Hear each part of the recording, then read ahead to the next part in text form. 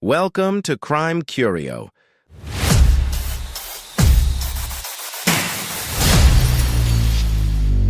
the channel where we explore the most fascinating and disturbing true crime stories. Today, we are going to tell you the story of David Temple, a man who was obsessed with Heather, a co-worker.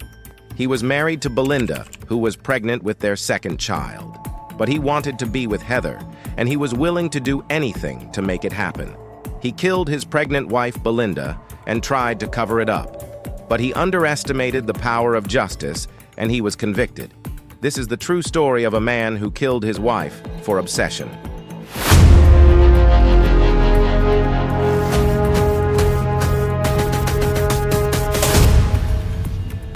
In 1989, at Stephen F. Austin University, David and Belinda's love story began reminiscent of a classic and romantic tale.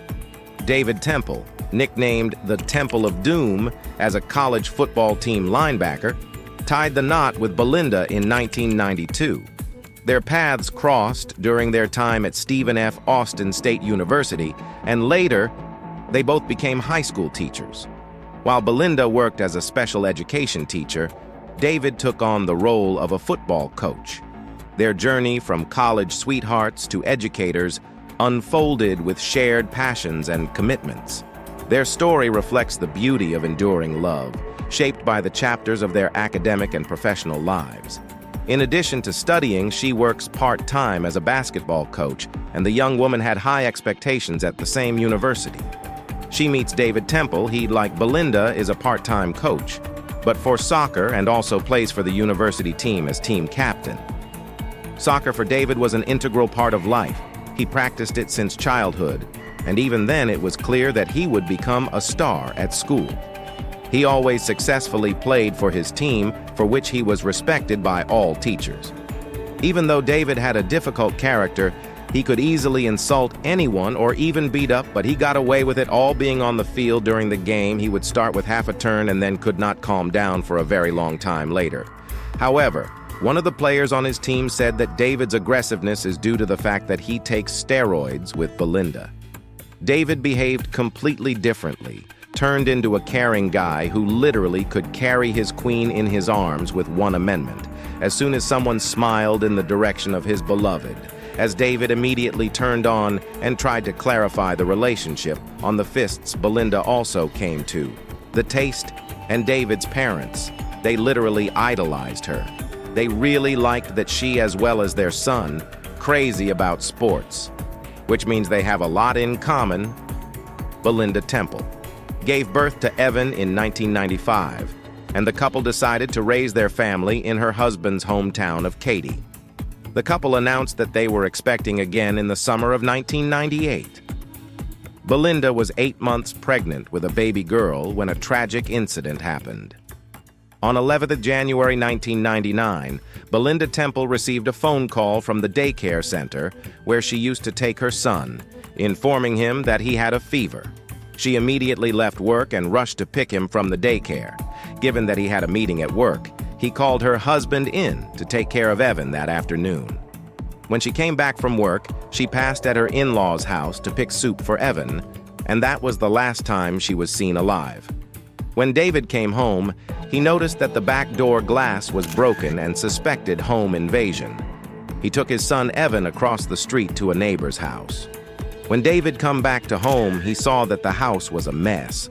All the closets were open, things were scattered on the floor, and worst of all, there were trails of blood on the floor that led to the stairs. Under the stairs in the dressing room, Belinda was lying belly down with her arms spread apart and a huge hole in the back of her head.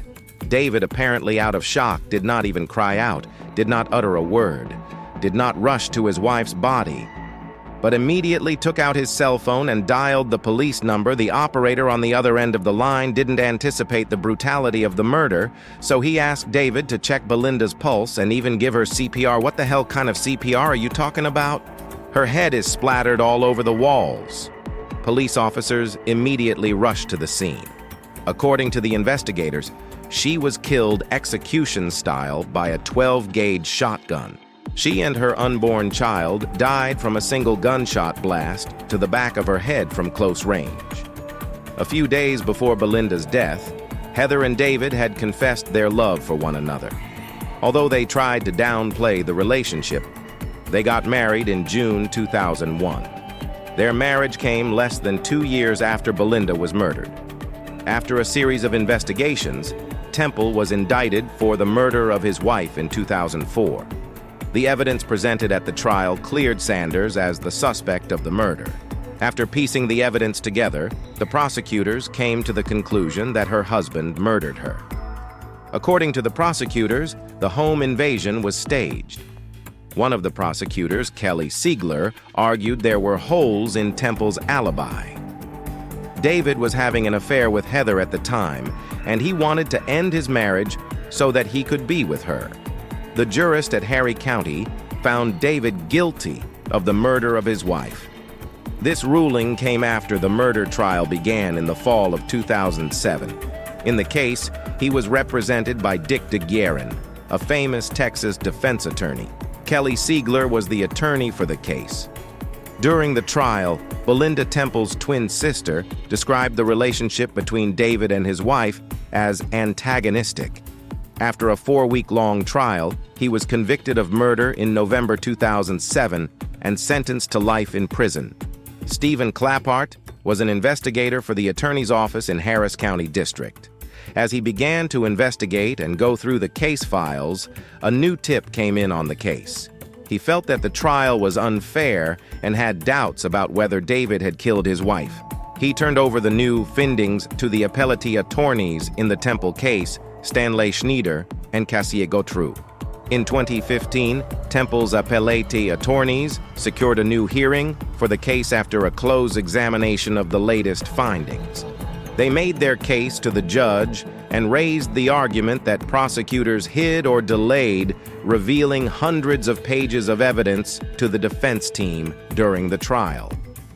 Kelly Siegler, who prosecuted the case against the accused, was called to testify. At the end of the month-long hearing in 2015, the jury sided with the defense team. He listed 36 items of evidence that should have been turned over to the defense by prosecutors or which were turned over too late to be of use. The jurist recommended that David be given a new trial. In November 2016, David was an elated man when the Texas Court of Criminal Appeals overturned his conviction. On December 28, 2016, he was released from prison on bond. His brothers and parents were waiting outside to welcome him. Belinda's family members were not happy with the ruling and said they still believed that David was guilty of Belinda's murder. In June 2019, Temple's retrial got underway. 4 days into the trial, Temple's wife, Heather, filed for divorce from Temple, citing a conflict of personalities in her marriage. The new prosecutor told the jury the break-in details on the day of the fateful incident appeared staged. It was abnormal that nothing was stolen from the house during the break-in, and the family's dog didn't prevent the intruder from entering the home. The neighborhood had no history of crime, and no burglar would break into the house in the middle of the day.